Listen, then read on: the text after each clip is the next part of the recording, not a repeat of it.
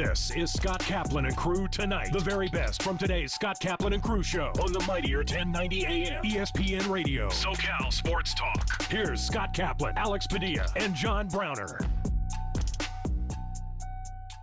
Hey, great friends, what's going on? It's Kaplan and Crew, along with Grande and the Brown Man, and we come to you from the 7 Mile Casino Studios, 7milecasino.com. Today is Wednesday. It is August 17th.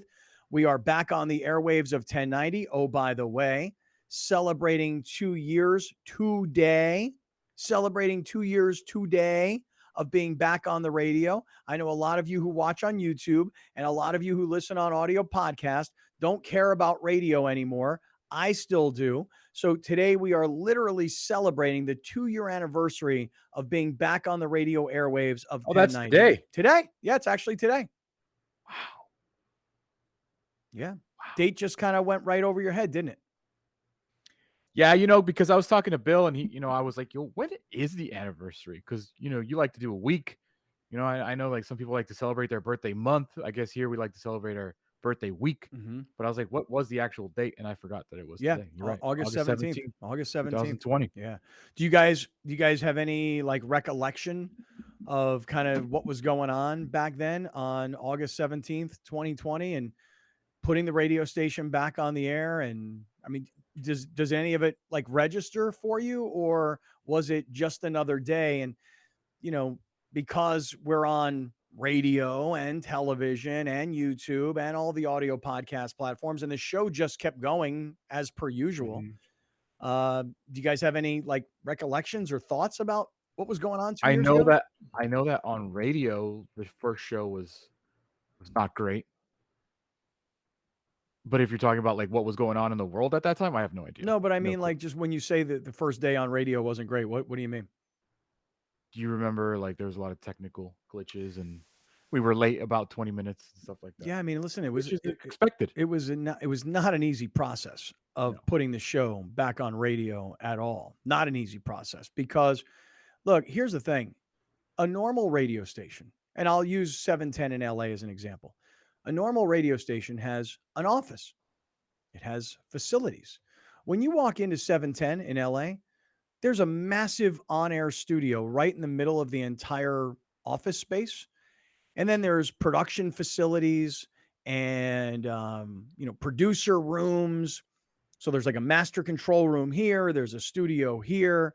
There's production facilities. There's places for producers to work. There's offices all down the hall. So, and there's conference rooms. And then deep in the back, there's promotions and there's marketing and there's social media. And there's like not desks, but cubicles, and there's storage. That is a somewhat typical radio station that you might walk into. We don't have that. We didn't have it August 17th of 2020. We don't have it today. If somebody said to you, hey, well, why don't I come by the office? I'd be like, okay, meet me at Starbucks. That's the office. You feel me? Right? Like there is no office for 1090. There is no studio for 1090. There's no place where, sales guys are all congregating in cubicles. There's no conference room for meetings. It doesn't exist. The radio station on air, 50,000 watts, San Diego, Orange County, LA, and north through the Central Coast. People listening in Santa Barbara, people listening in San Luis Obispo. There is no radio station. It is a virtual radio station. We broadcast over the airwaves, but we do it unlike anybody else in the radio industry in the entire country. And by the way, just from our perspective, the three of us, we're not even in the radio business anymore. We're in the content audio business. And by the way, you can throw in audio/video. So I don't know how you feel about it, Brown, but it has been 2 years. And more than anything, I feel like the 2 years have just flown by. And if it wasn't for today, August 17th, being a milestone day for 1090,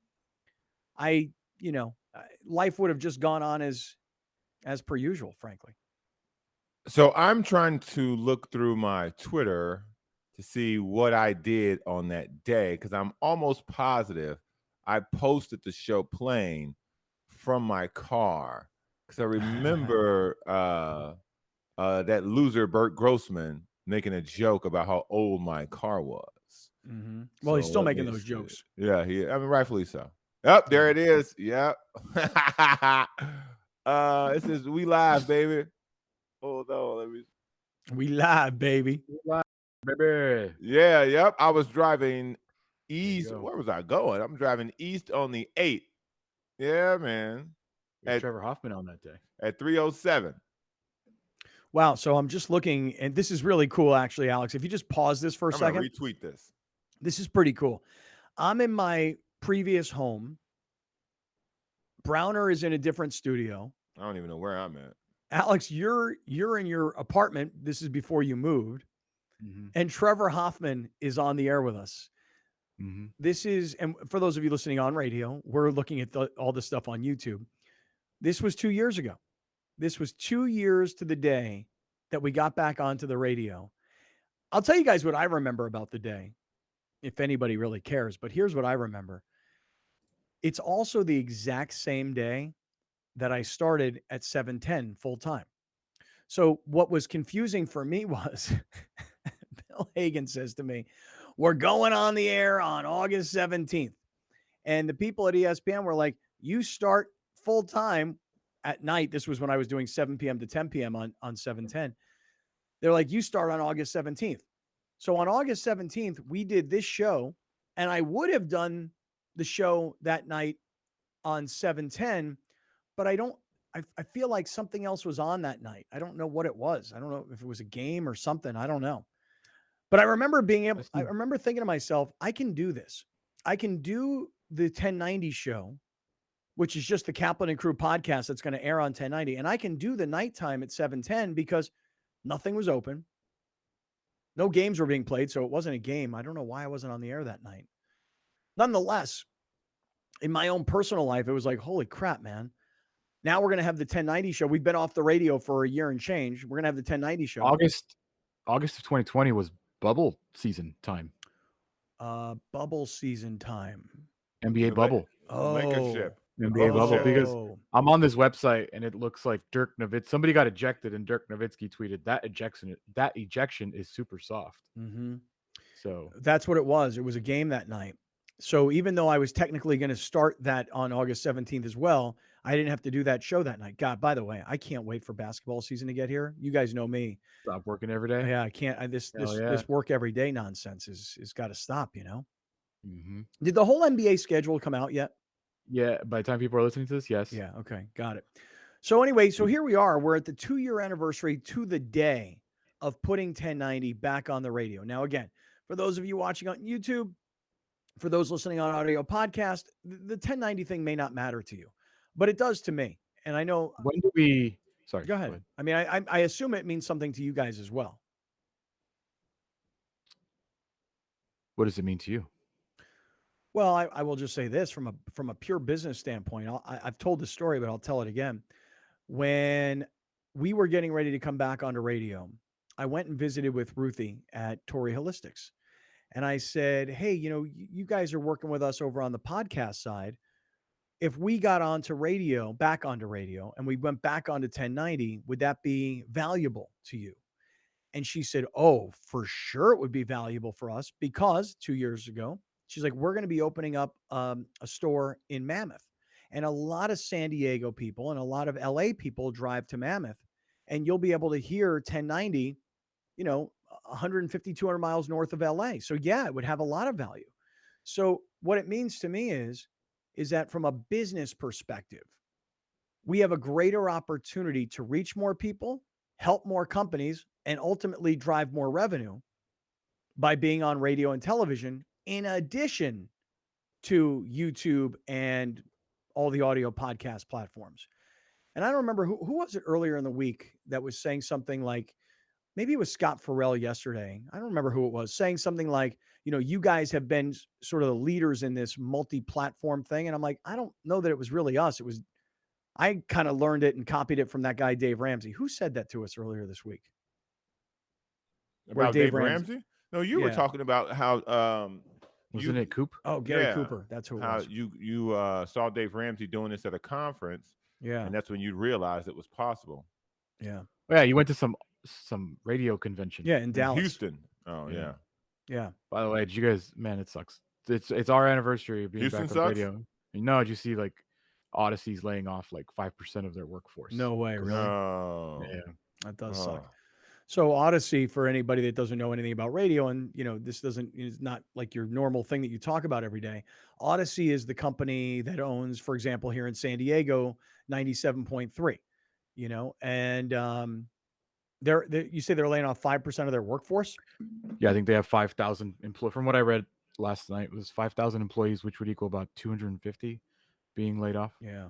Wow, that sucks. Hmm. That really sucks. Being in radio sucks, man. I mean, it is a tough business. It really is. It's a tough business. And Stability and radio are never Not in the same. right. No. Do you guys know? It's funny. Yesterday, They fire people on Christmas, man. right. Yep. That's right. Yesterday Scott Farrell was here, and again, as we're celebrating this 2-year anniversary, Rich Eisen was on earlier this week. Scott Farrell was on yesterday. Jim Rome is coming up. The guys from ESPN, Jay Williams will be here. So guys who are on the station, who have big national profiles but broadcast here locally, they're all stopping by. And Farrell, I don't know if you guys caught this yesterday, but he said something I thought quite interesting. He said, Rich Eisen should have broke news on our show. He didn't either, by the way. which was what? He's changing companies. From what to what? He's leaving where he's at now, and he's going to I'll find it. Go ahead. I saw that after our show. I was like, Rich, come on, bro. Scott Farrell yesterday said something really interesting, though. He goes, I know everybody in radio. He goes, but I don't know anybody who listens to anybody on radio. And I don't know if that was Farrell throwing shade at the radio industry, or if that was Farrell saying, I'd rather be on television. Rich Eisen's going to Roku. Yeah. Mm-hmm. That's what Scott Farrell was talking about. That's where Sports Grid TV is. Right. Yeah.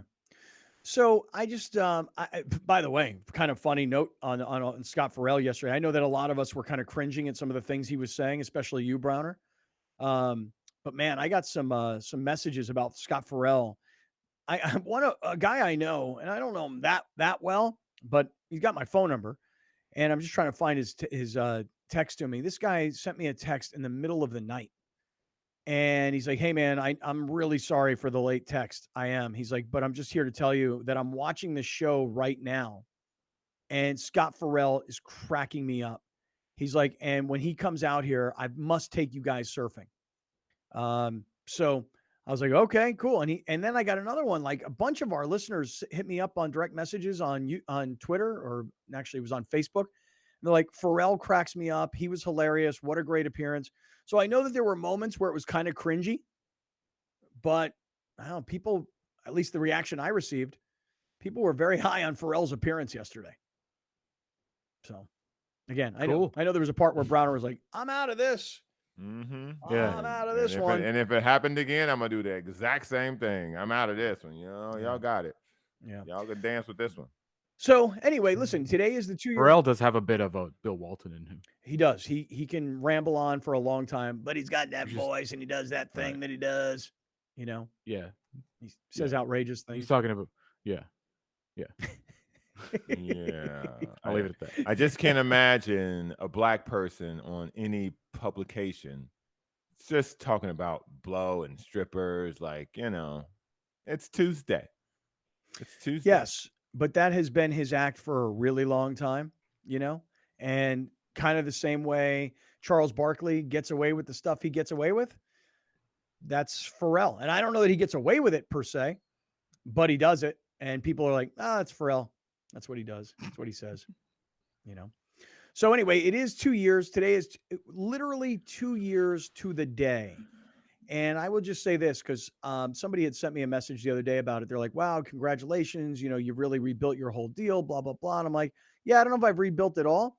I'm like, but I will just say this, that the last 3 years have been a crazy, crazy period of time, at least in my own personal life, from divorce to the radio station going down, to trying to figure out what we're going to do, to building the podcast, to getting it back on radio, to putting it onto TV, all these other things.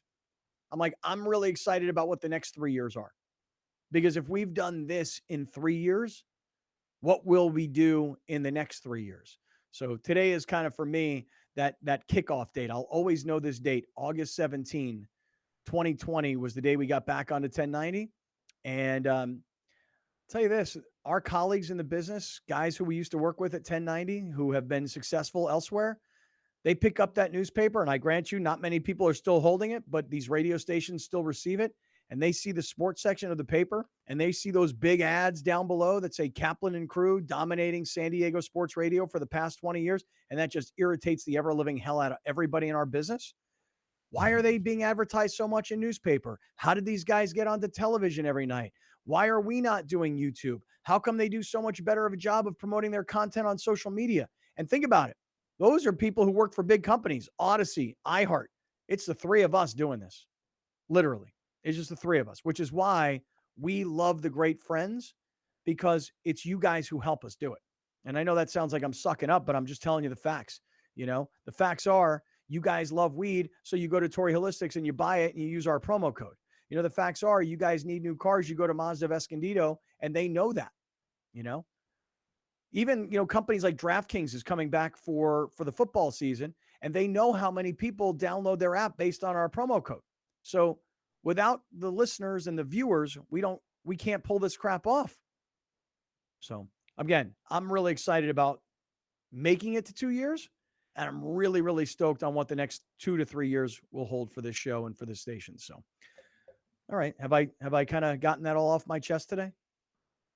Yeah. So I'm always fascinated by like what humans like to celebrate, So like people make a big deal about 25 years. People make a deal about 10 years, We like round numbers, kind of like landmarks. So are we good now until year 5?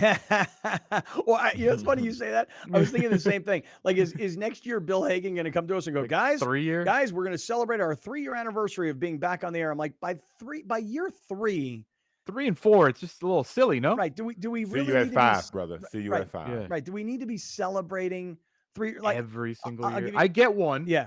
I get one. I get 2, actually. Especially in the economics of it all. I get one. Mm-hmm.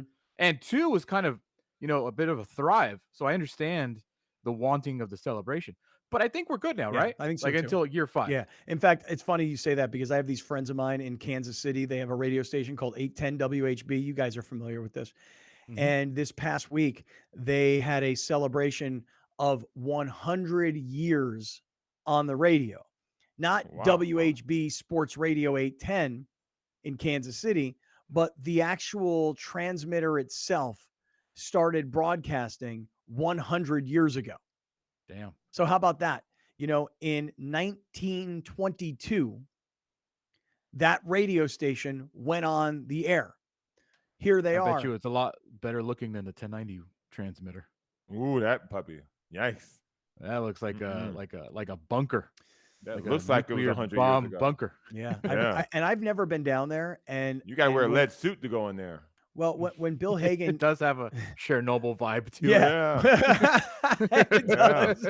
When Bill Hagan first invited me down there, I was like, I don't need to go down there and see that. I really don't. And then as the 2 years have gone on, and as Bill and I and his wife Christina and Rachel, as the 4 of us have all become much closer and much better friends in real life, now I actually have a real interest in going down there. But you're right. I do feel like I have to wear like some kind of a nuclear white suit with like the thing, because I'm watching Stranger Things. Like, what's the Matthew Modine character where he's always kind of standing in the back and he's got on this white suit with this like plexiglass in the front. Like, I feel like to go into the 1090 actual transmitter bunker, yeah, like I need some sort of nuclear radiation kind of outfit that I got to rock. Yeah, it'll be interesting. I would be curious to see it, just because the pictures, I mean, they give off a vibe. Yeah. Well, I also Like it almost seems like it's a miracle that we're on right now. I've never been down there, but Bill has a place in Rosarito and I really want to go check it out. But I will just say this, with the cartels warring on the streets of TJ, like the videos I saw this past weekend, right now, you cannot get me in Mexico. Now, I guess, Alex, where you recently were, Loreto, Mexico, which was my suggestion for you for a nice, peaceful, quiet weekend. Loreto seems probably pretty safe, I mean, yeah, I think I saw more white people there than Mexicans. So yeah. But in TJ right now, I don't really like driving around Mexico, at least like TJ area. TJ's always been not always, but it's been pretty volatile for like a solid 10, 12 years now. But I would like to go to Rosarito, but I don't want to go down there right now. Yeah, I'm okay. Yeah. I mean, Baja Fest went out when what happened this past weekend when everything was going down. Mhm. Baja Fest was this huge music festival that's getting bigger and bigger. Like Daddy Yankee was there on Sunday, and I didn't read anything about anything going. So hopefully, obviously it looked bad, but hopefully it's not too bad. All right. Well, we're just getting going. I want to say this. Yesterday, something happened on the air that I think we need to dig deeper into. We were talking about Fernando Tatis yesterday. Obviously, it was the story of the day. It was the story of the week. And Alex, while on the air live, started doing research about Fernando Tatis's dad. And it all kind of happened while we were on the air. And people were very complimentary, Alex, of your live researching skills. So now we've gone back and we've done a little bit more research about the dad and his playing career. That's number one. The second thing is, I mentioned yesterday, is this a problem with players from the Dominican Republic? And now someone has done some deeper digging into that. We'll get to all of these stories and jump right back into it. We're in the 7 Mile Casino Studios on our 2-year anniversary to the day, back on 1090. This is Kaplan and Crew with Grande and the Brown Man. We'll be right back with more of Scott Kaplan and Crew tonight. The very best from today's Scott Kaplan and Crew show on the Mightier 1090 AM ESPN Radio. SoCal Sports Talk. You're watching Kaplan and Crew tonight, powered by the Mightier 1090 AM ESPN Radio and Your View, featuring the best sports talk in SoCal.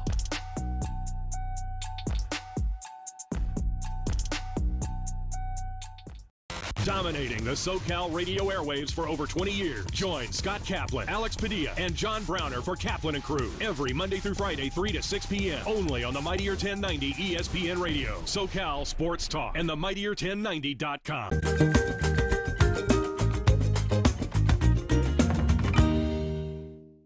Let's welcome back to Main Street Living tax attorney Adam Brewer. Adam, thanks so much for joining us again. Yeah, thanks for having me back. Now, it might seem weird that we're having you on because it's not necessarily tax season right now, but what are some things that viewers can do to get ahead of next tax season? Yeah, you're right. I apologize. I think most people would prefer to just forget about taxes for the summer, but yeah, if you have some downtime, always a good opportunity to kind of get ahead for next season. So really what I'm preaching is, just become more knowledgeable about your taxes. Everyone come tax season can benefit from having a little more knowledge and just being a little bit less stressed about the whole process of getting their taxes filed and getting them paid. All this information is available online, but it's really a mess. So it just gets back to my first point, just start with your own taxes. And then if you need to dig in on one or two issues, it's just a Google search away. Gotcha. Google search away. Now, let's just say someone is interested, like Danielle is interested in becoming more knowledgeable about her taxes. Like, how should someone like her get started? Yeah. So Danielle, you're interested. You should start with, your last year's tax return. So I'd say get out your last year's return. Form 1040s, going to be the first page there. And really look and see what lines are populated. And then, make sure you understand those roles. So if you have dividend income and you see, what's a qualified dividend, go in and figure it out. Likewise, if you see anything that's missing. So, a lot of taxpayers now are paying a ton in student loan interest. And then they look at their tax return and they go like, whoa, that's limited to $2,500. That would be a role that you'd want to dig in and really figure out how it impacts your actual tax return. When in doubt, save for retirement. It's either, for most taxpayers, it's either going to save you money today, tax-wise, or it's going to help you reduce your tax burden in the future. Awesome. So important. Thank you. Thank you so much, Adam. We appreciate you. Yeah, thank you.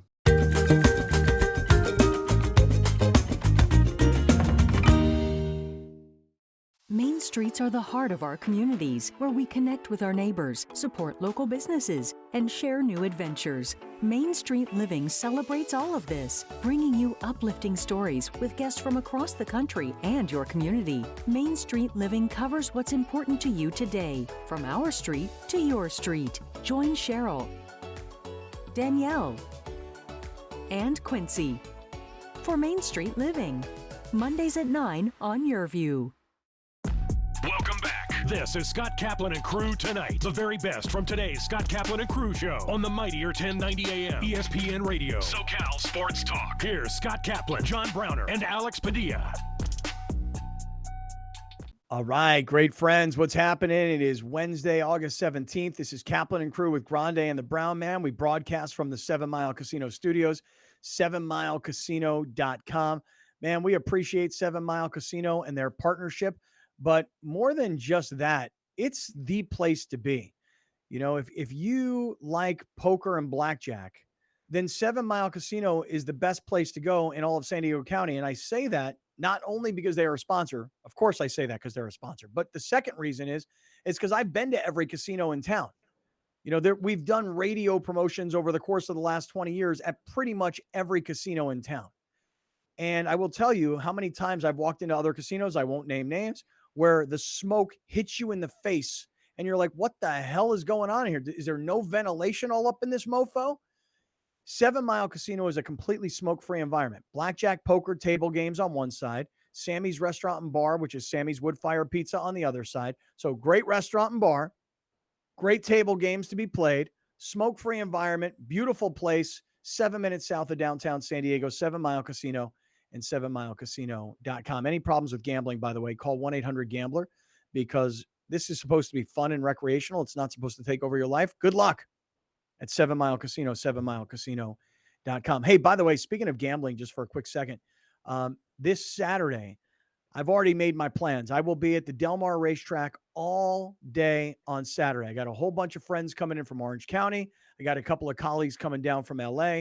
I will be at the racetrack all day Saturday. So if you want to hang out, grab a beer, a Del Margarita, you want to watch the race, high five, you want a couple of picks. Not that I'm very good at picking horses.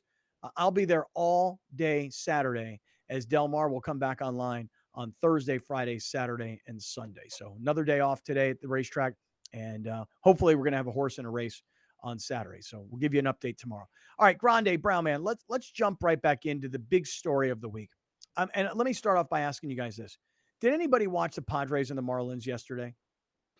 After the fifth inning, I watched the fifth and the seventh inning.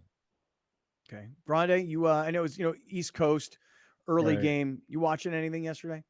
What was I doing yesterday? No. Yeah. It's right. Like 3:00 games are tough. 3:40 games are tough. Yeah. So here's the thing I will just say. Not only is it tough because they're on the East Coast and it turns out to be the middle of our day and we go on the air at 3:00, but the other part of it is, and I don't know how you guys feel about this, I'm a little turned off right now to the actual games. Oh. Yeah.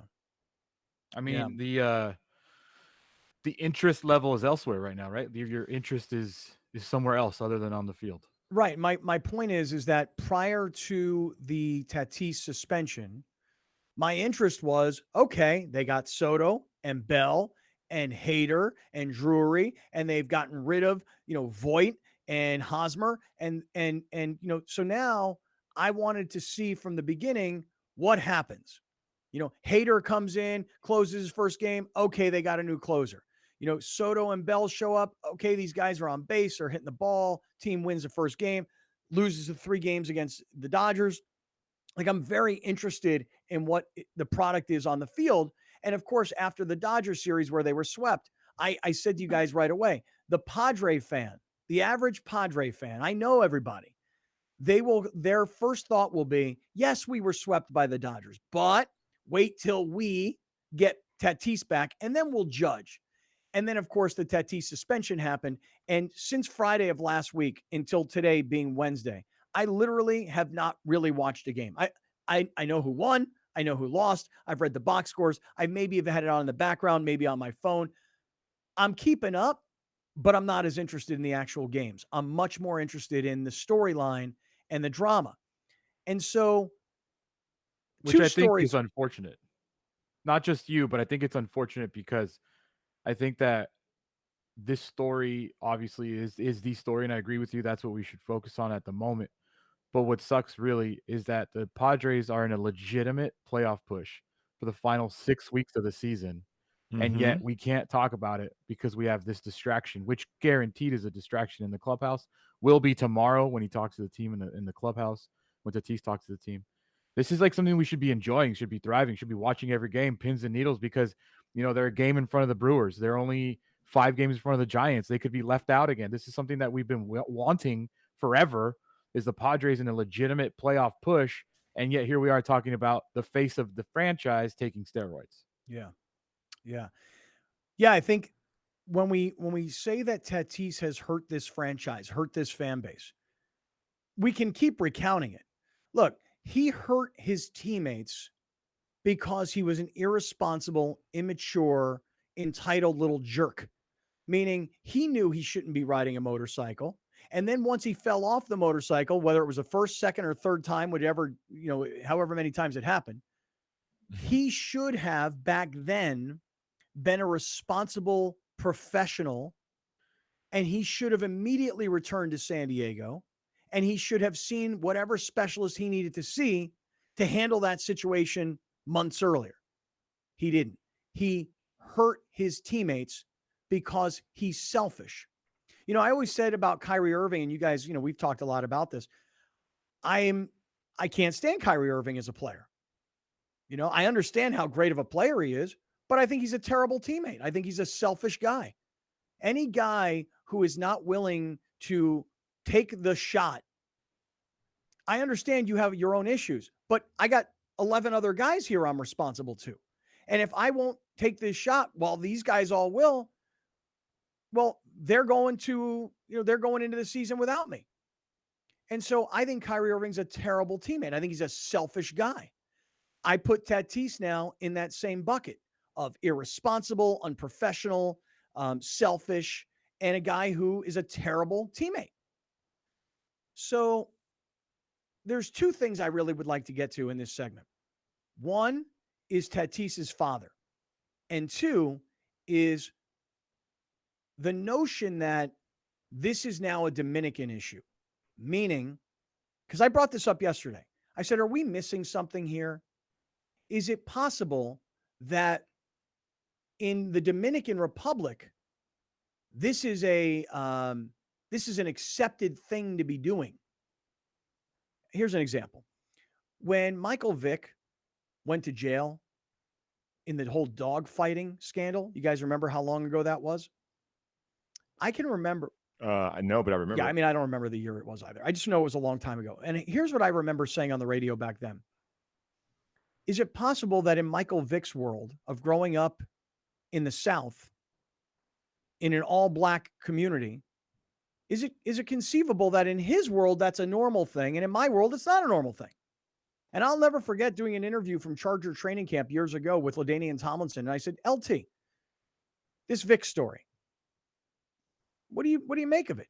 And LaDainian Tomlinson was like, dude, where I come from, that's kind of a pretty normal thing.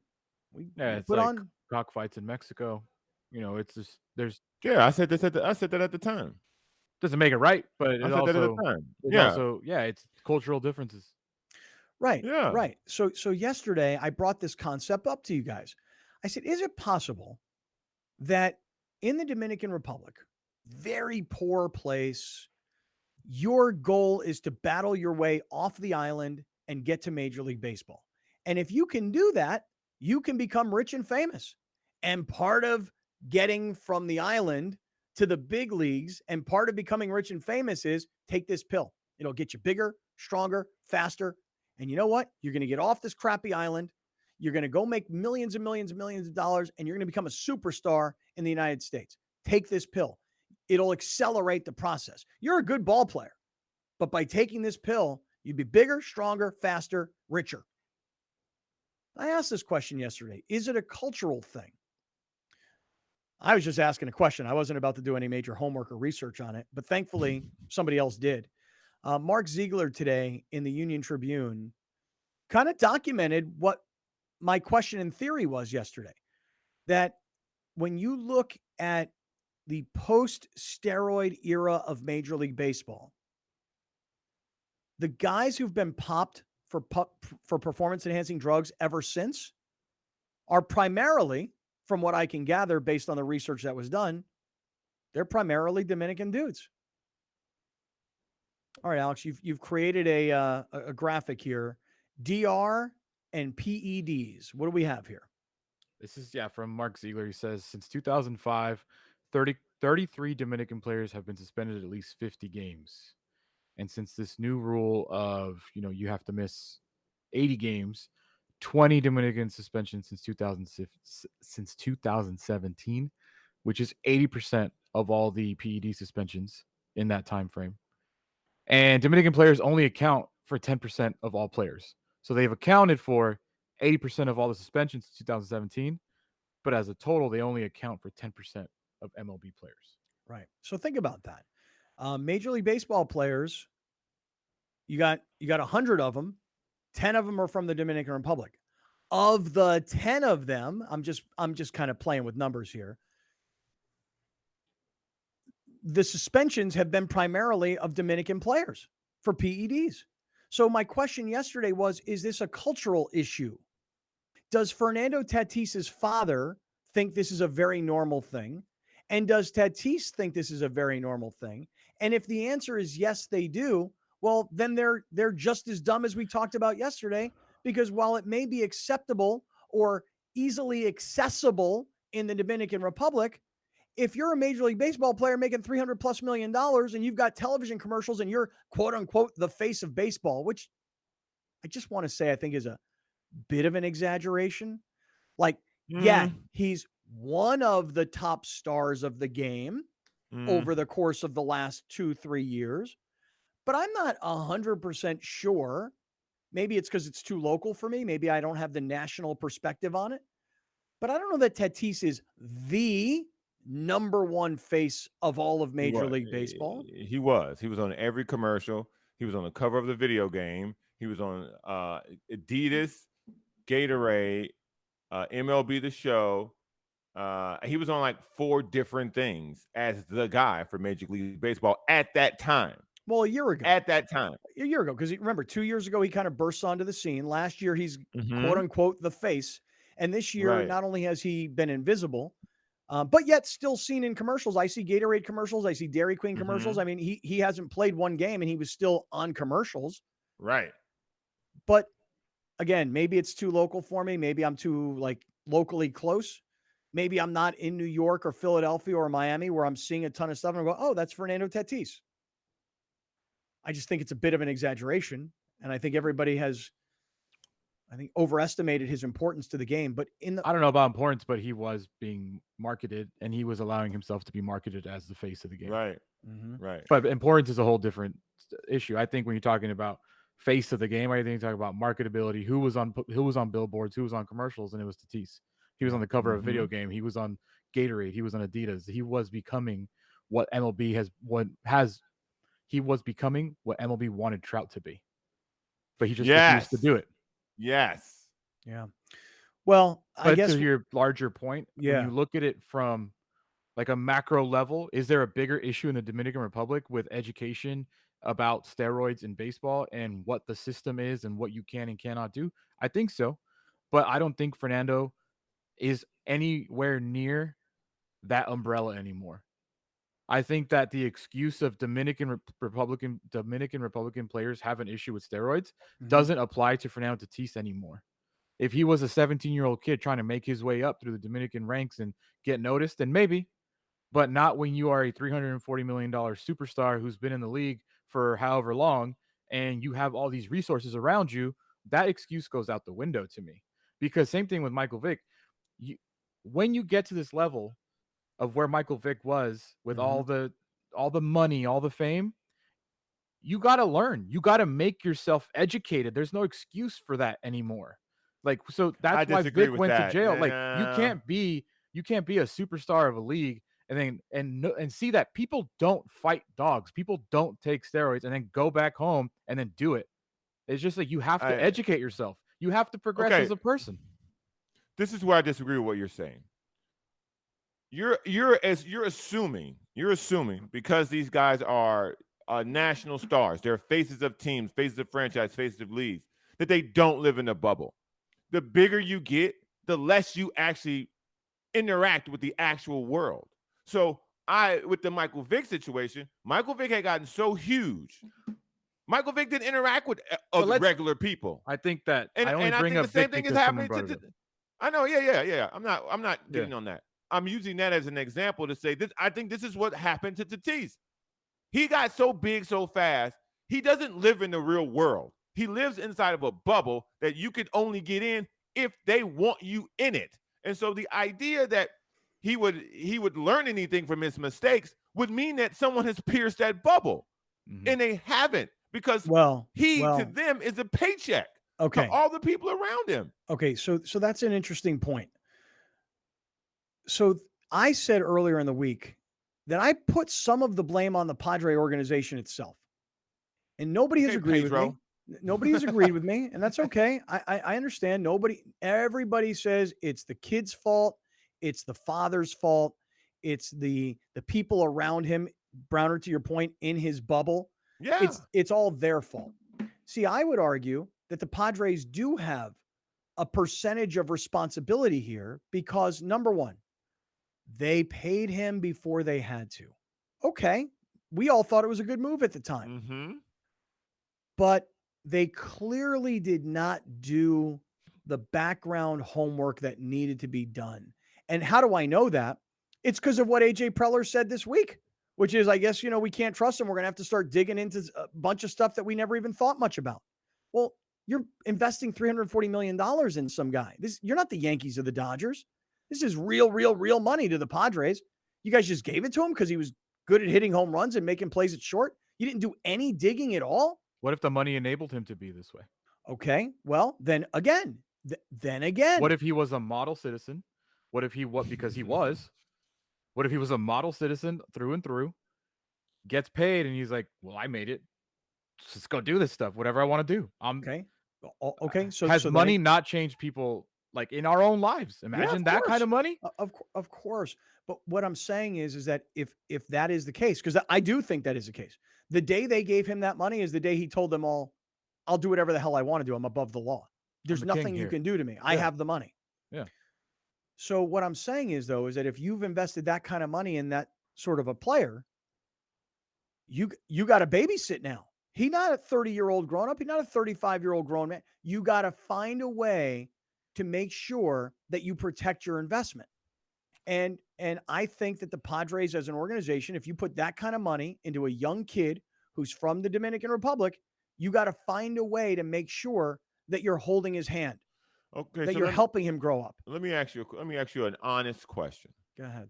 What are they supposed to do? Hire a private eye to follow him in the Dominican Republic during a lockout? What are they supposed to do? I'm not saying that. I'm not saying that they should hire a private eye to spy on him all the time. And to your question about, what are they supposed to do? Browner, if I really, really knew, like if I had a good example, I'd give you one. I'm just saying that you got to know who the kid is. You got to know where he's from. You got to know who his people are. And what AJ Preller said was, guess we didn't really do our homework. Gave him all this money and didn't really do our homework on him. Guess we're going to have to go back and investigate all this stuff. You telling me? I mean, we don't know anything about Browner. Facts.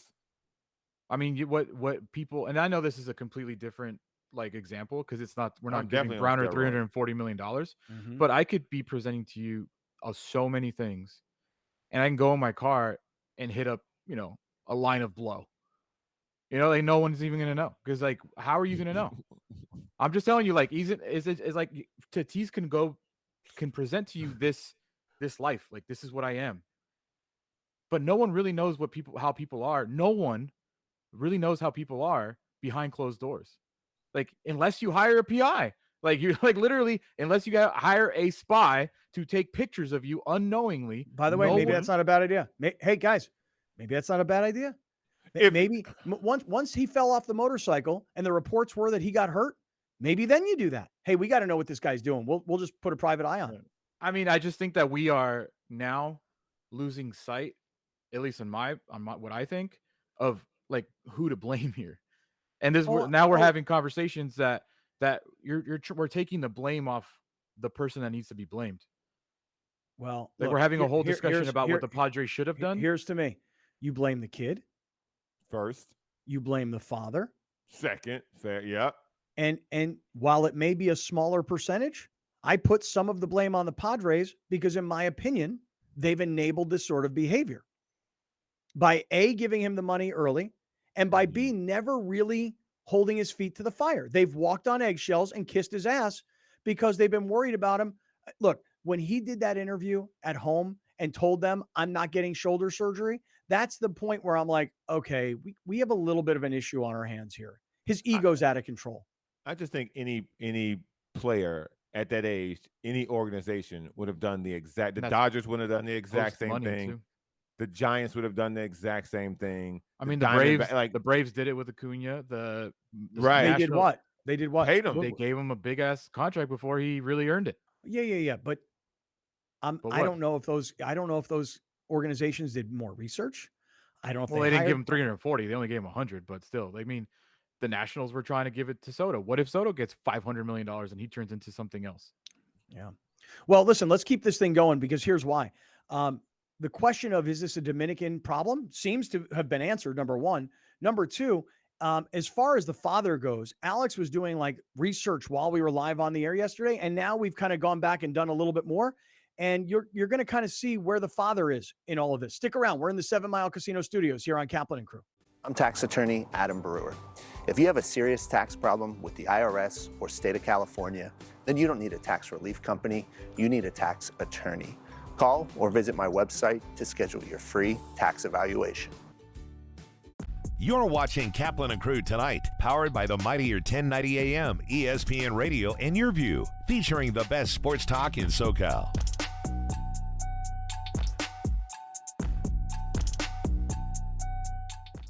Rome comes home. Yes, I said it. You can now catch the Jim Rome Show Monday through Friday, noon until 3 p.m. on the Mightier 1090 ESPN Radio. Back to San Diego, where it all started, on the Mightier 1090 ESPN Radio, SoCal Sports Talk. I'm tax attorney Adam Brewer. If you have a serious tax problem with the IRS or state of California, then you don't need a tax relief company.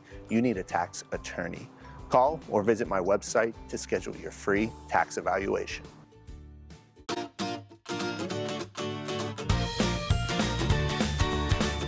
Please welcome 4 of the 5 San Diego County Teachers of the Year from the 2021-2022 school year.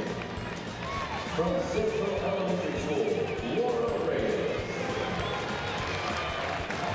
From Westville High School, Tiffany Jokers. From San Jose Elementary School, Jacqueline Jordan.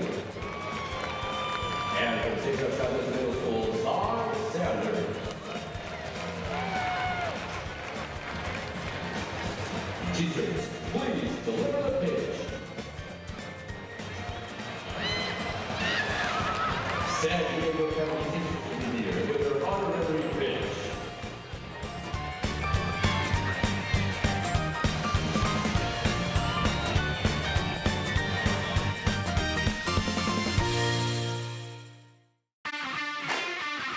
The 2022 San Diego Loyal season continues. Live on Your View and YourView.com. Watch the San Diego Loyal take on the El Paso Locomotive FC, Saturday, August 20th at 6:30 p.m. Support the San Diego Loyal as they continue their bid for their 2022 USL Championship.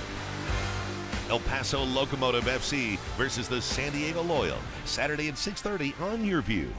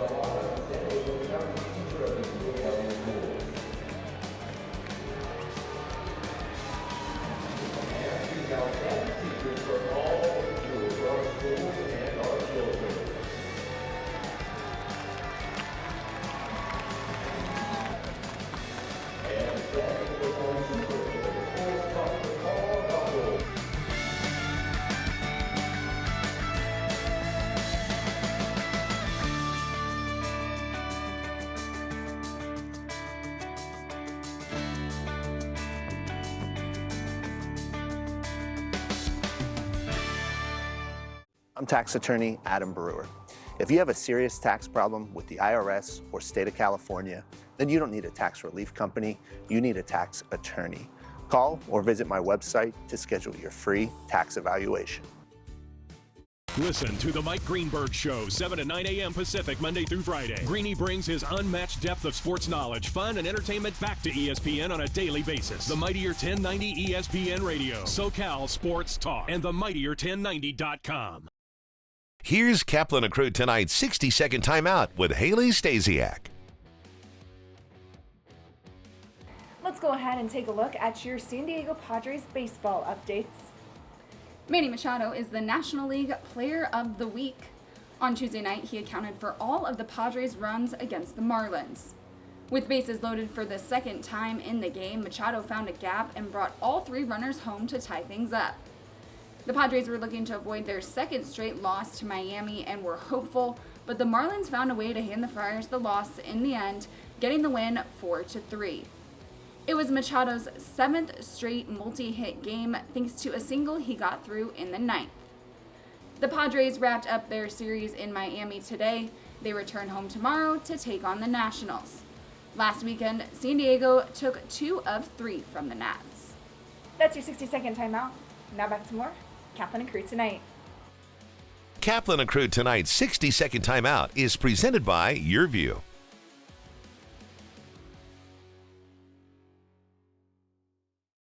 You're watching Kaplan and Crew tonight, powered by the Mightier 1090 AM, ESPN Radio, and Your View, featuring the best sports talk in SoCal.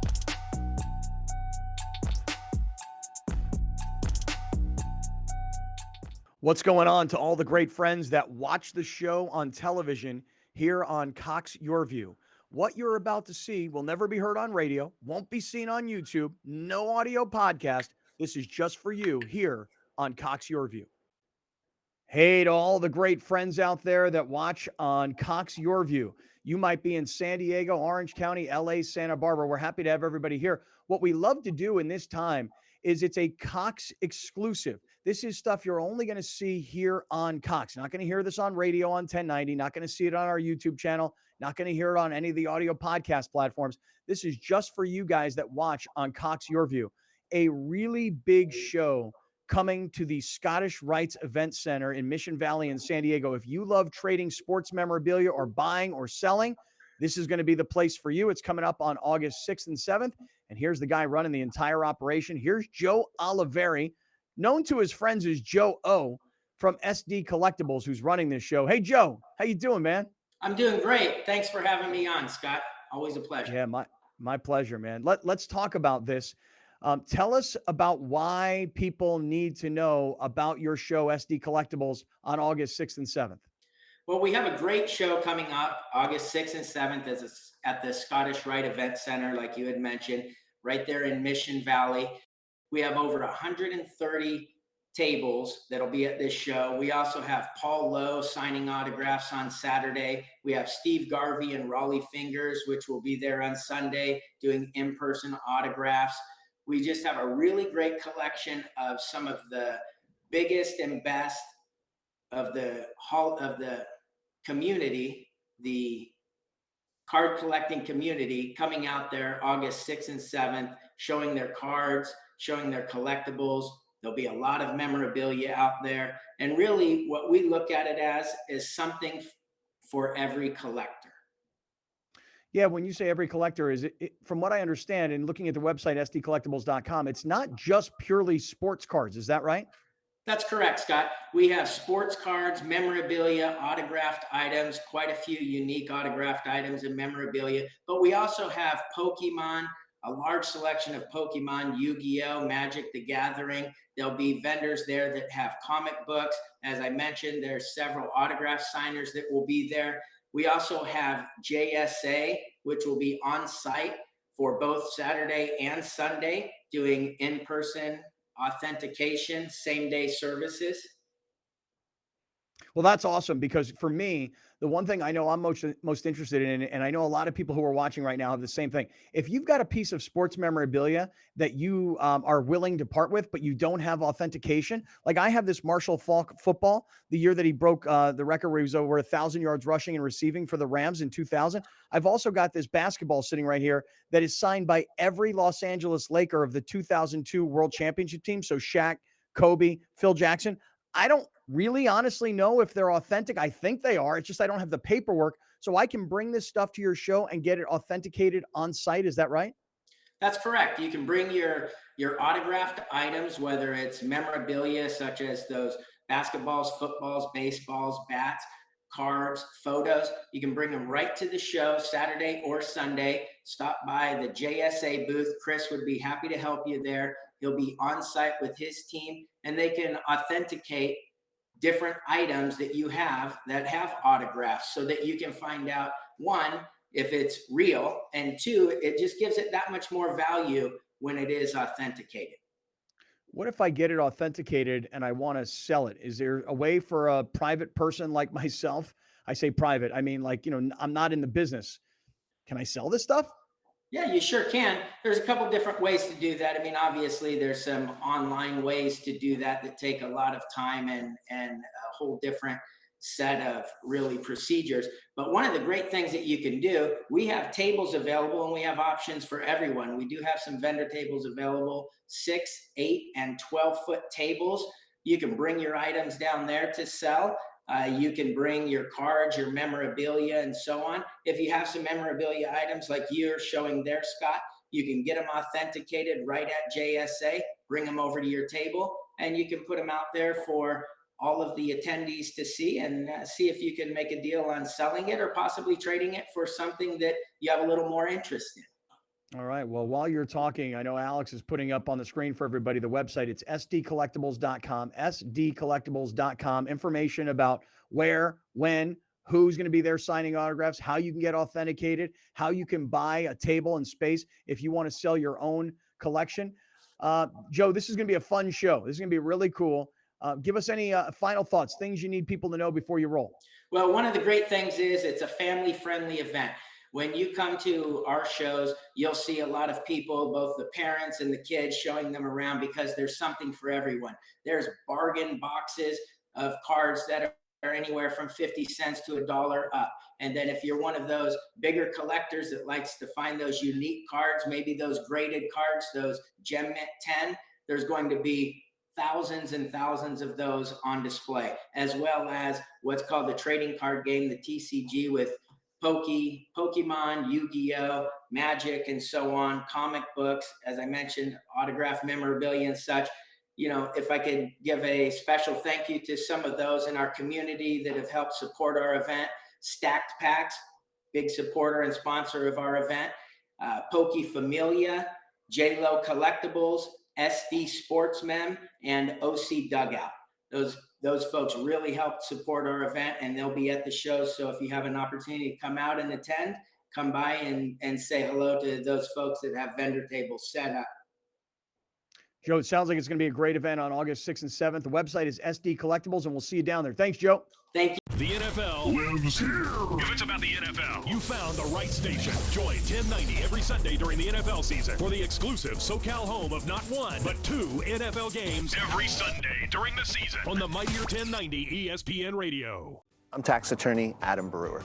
If you have a serious tax problem with the IRS or state of California, then you don't need a tax relief company, you need a tax attorney. Call or visit my website to schedule your free tax evaluation.